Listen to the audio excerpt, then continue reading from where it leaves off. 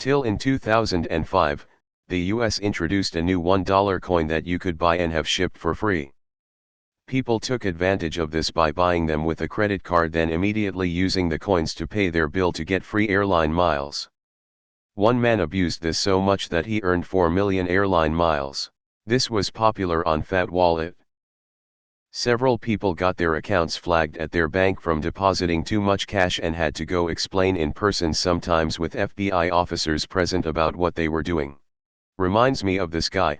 https://www.themoscowtimes.com/2013/08/14/man who outwitted bank N700K lawsuit at 26770, who rewrote the parameters of a credit card contract. Bank approved it, then later tried unsuccessfully to sue them since they had signed the contract without reading the fine print. Abused is a strong word.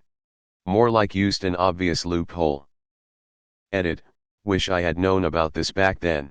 Target doesn't have a prepaid red card anymore because people were doing this exact scam. They found out they could buy vanilla prepaid cards with their credit card, use the vanilla cards to load their red cards, and use the red card to pay their credit card bill. My wife had a Royal Caribbean CC. They allowed her to use the card on the boat in the casino, for double points. She immediately cashed out her chips for cash and later paid off the bill in full. We got enough points for a free 7-day cruise. I did this with Second Life money. I used to run about $5,000 a week through their market, but instead of airline miles I got 1.5% back. It wasn't a fortune, but it was an easy $75/week for doing nothing, and my credit went up like crazy. Did the same, or similar, when credit card company offered me checks with air miles. So I just paid my rent with them and racked up the air miles. Did not last long, but it was fun for a couple of months. Another cool trick is when there is free shipping and you live in the Arctic. Companies learned that one the hard way. I remember when this was happening and had friends that did it. I didn't partake because I was convinced it would get shut down and I'd have a ton of coins to deal with. This reminds me of this guy. https://www.businessinsider.com/David Phillips pudding cups earn million airline miles 2016-6, who bought thousands of pudding cups to earn 1.25 million airline miles. I managed a bank and a customer did this. Banks send money to the central vault in giant plastic bags, not rolls, so my tellers would be tied up forever breaking rolls into the bags so we could get rid of them. Explained it to the customer, gave him some bags, and from then on he'd bring it in ready to ship out. No problems after that. The YT channel, half as interesting, made a video on this if you wanted more details. For people who live near casinos, it's still possible. Test it with small amount first to make sure it works with your bank, to get points on a credit card by buying a bunch of tokens at a casino, waiting a day, cashing out the same tokens, then putting it all back on the card. One time my friends and I were at a bar and they had one of those promos where if you buy $50 in gift cards you get $10 in free gift card. We asked our server if you could buy gift cards with gift cards and she said sure. I don't see why not. We tried to do it once and the manager came running over 1 minute later explaining that isn't possible. We all had a laugh and shrugged it off, but some people actually work like this. Reminds me of a promotion I took advantage of in Canada when Superstore introduced a new line of products called organics. They were more expensive, organic versions of many foods. With the introduction they sent out a coupon to customers that gave 5,000 PC points, equals $5, with the purchase of any organics product to incentivize people to try them out. The problem is they forgot to put any restrictions on the coupon, such as 1 per customer. I discovered that their organics line also included baby food and it was like 70 cents a jar. Every time I went by a store, and I went often for work, I bought a jar of baby food and used a coupon. By the end of the month I had earned about $130 worth of points and I donated the baby food to a food bank. A form of this also happened in the UK with the Royal Mint during the run-up to the 2012 London Olympic Games. You could buy real £5 coins, yes they do exist, and deposit them in a bank and get your credit card rewards. As the UK is far less generous with promotions than the US, this was probably the first time we had anything close. I happily triggered the spending requirements needed on my card that year.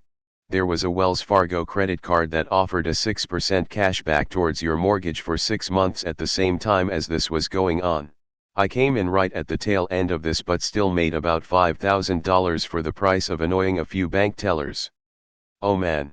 Lost opportunity there. This is called manufactured spending. A lot of credit cards will cancel your account if they catch you doing this. I, sort of, did this with a card of mine that needed $3,000 in the first 3 months to earn the 50,000 point bonus. I just bought a bunch of gift cards for my local grocery store. I was going to spend the money there eventually, so it didn't matter, and that got me my points. The points are worth $500 but they're worth 1.5x more for travel. My wife and I got a free night in a suite in Manhattan and saw a Book of Mormon and had a really nice dinner, and I only spent $200 on the whole night. Arbitrage. These are still used in vending machines. I love those dollar coins. They made me feel like a pirate with pirate gold. I spent them on crap like fast food and headphones long ago because I suck with saving money. But they were fun. I did this and made several $100s.